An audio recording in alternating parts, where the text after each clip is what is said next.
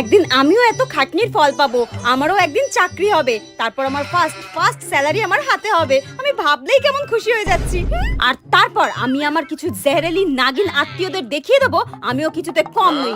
সারাক্ষণ শুধু কানের সামনে এই না এই না এই করতেই থাকে। আমি পড়াশোনা করে দেখিয়ে দেবো আমিও কিছুতে কম নই। আমি তো আর অপেক্ষাই করতে পারছি না ওদের ওই কালো মুখটা দেখার জন্য।